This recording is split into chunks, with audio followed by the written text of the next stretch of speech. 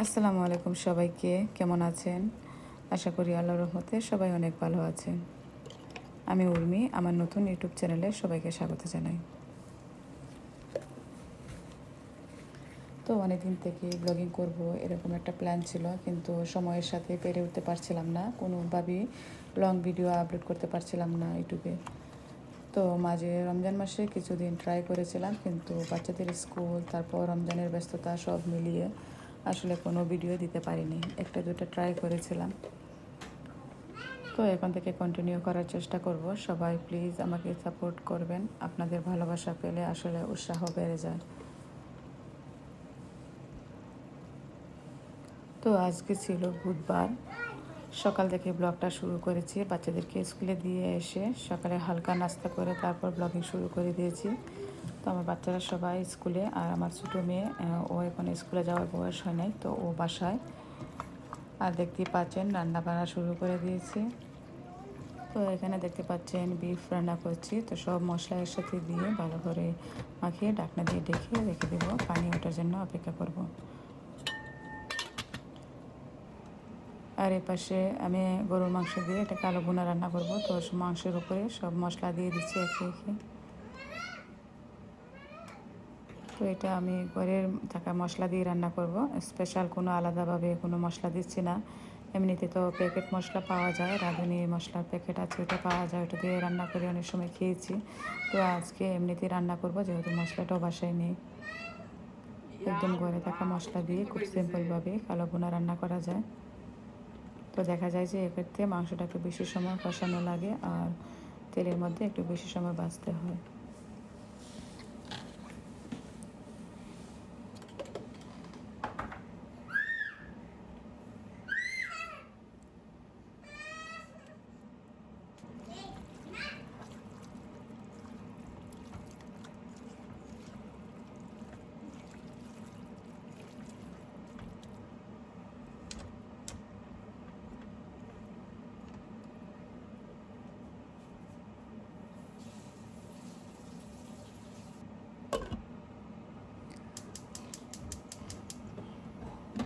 তো এখন ঢাকনা দিয়ে ডেকে চুলা আগুন দিয়ে বসিয়ে দিয়েছি। আর এপাশে কয়েকটা চিংড়ি মাছ বোনা করব। তো এটার উপরে মশলা দিয়ে দিচ্ছি, দিয়ে এটাকে ভালো করে মশলাটা দিয়ে মাখিয়ে আমি চিংড়ি মাছগুলোকে একটু ভেজে নেব।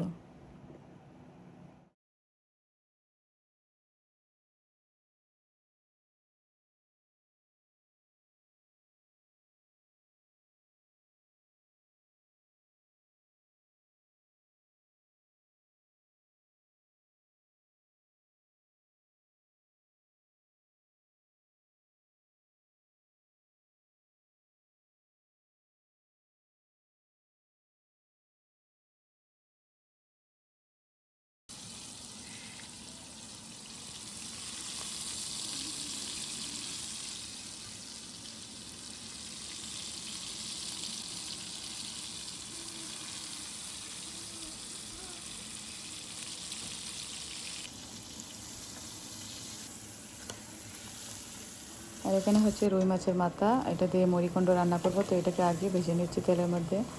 তো মাছের মাথা এভাবে যদি আগে তেলের মধ্যে একটু ভেজে নিয়ে হলুদ আর লবণ দিয়ে, তাহলে কিন্তু খেতে অনেক মজা হয়।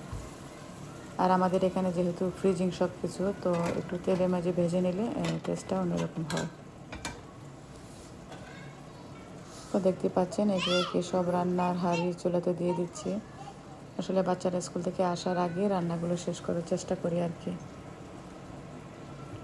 আর আমার ছোটো জন তো আছে, আমাকে এসে একটু একটু করে ডিস্টার্ব করবে। তো টিভি দিয়ে ওকে রেখে এসেছি এখানে, টিভি দেখবে আর আমি এখানে রান্না করে নেব। তো আমার রান্নার এখান থেকে টিভি দেখা যাচ্ছে, তো ওকে চোখ দিয়ে একদিকে দেখছি আর একদিকে পাশে রান্নাটা সেরে নিচ্ছি। তো এখানে মুগ ডাল দিয়ে যেটা রান্না করব, মুগ ডাল মাছের মাথা, ওটা রান্না করে নিচ্ছি। আসলে সব কিছু একসাথে শেয়ার করতে গেলে দেখা যায় যে ব্লগ অনেক লম্বা হয়ে যায়। তো একদম যতটুকু শর্ট করে শেয়ার করছি, যেহেতু আমি কোনো রান্নার রেসিপি শেয়ার করছি না, শুধু রান্নাগুলো করে নিচ্ছি। তো ছোটো করে একটু শেয়ার করে নিচ্ছি আর কি।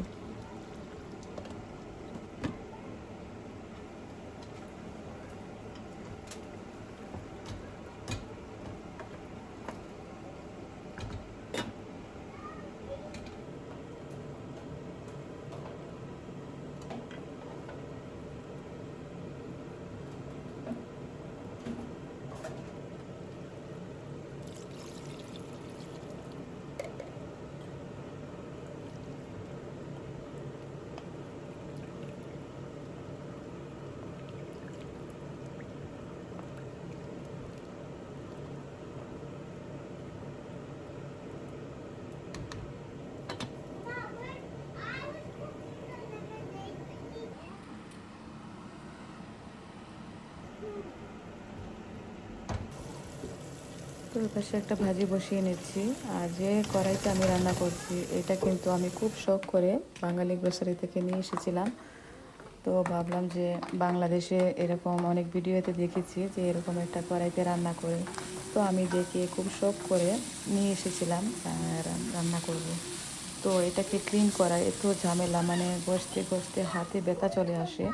তারপরে কিন্তু এটাকে একদম ক্লিন করা যায় না, দেখতেই পাচ্ছেন এটা সাইডে দিকে অনেক কিন্তু লাল হয়ে আছে। আর এই যে আমার পিচ্ছি চলে এসেছে এখানে আমাকে রান্না করতে হেল্প করতেছে, তো ওকে সব কিছু দিতে হবে আর কি।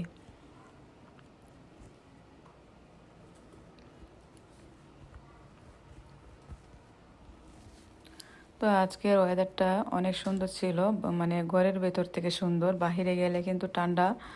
তো খুব সুন্দর লাগছিল রৌদ্র দেখে। আর এখন আমার পুরো কিচেনটাকে ক্লিন করতে হবে, ও কিন্তু অনেক ময়লা করে নিয়েছে। তো সব কিছু মিলিয়ে রান্না শেষ করে আমি পুরো কিচেনটাকে ক্লিন করতে হবে। আর যতটা রান্না আমরা মানে রান্না করি তার চেয়ে বেশি কিন্তু ক্লিন আপের কাজ করতে হয়। তো দেখা যায় যে অনেকগুলো হাঁড়ি, তারপর ছোট ছোট বাসন, এগুলো কিন্তু অনেকগুলো মানে ক্লিন করতে হয়। তারপর পুরো কিচেনটাকে ডিপ ক্লিন করে আমাকে ঝাড়ু টাড়ু দিয়ে একদম মানে অনেক কাজ থাকে। শুধু যে রান্না করি মানে আমাদের অবসরের না, অনেক রান্না করতে হয়। আর সব শেষ একটা শুটকি তরকারি রান্না করে নেব। আর এটা হচ্ছে লতা, লতা দিয়ে শুটকি তরকারি রান্না করে নিচ্ছি। তো এখানে সব কিছু রেডি করা ছিল, আমি শুধু হাঁড়িতে সব কিছু মশলা টশলা দিয়ে একদম বসিয়ে দেবো, তেমন একটা কোনো আলাদা ঝামেলা হবে না।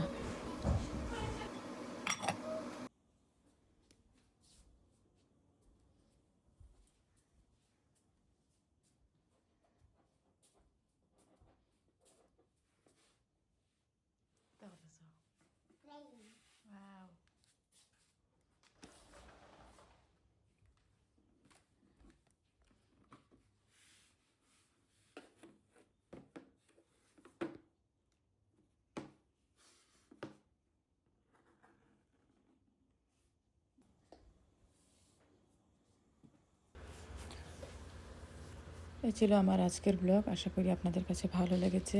নতুন আরেকটি ব্লগ নিয়ে আপনাদের সাথে আবার দেখা হবে। সবাই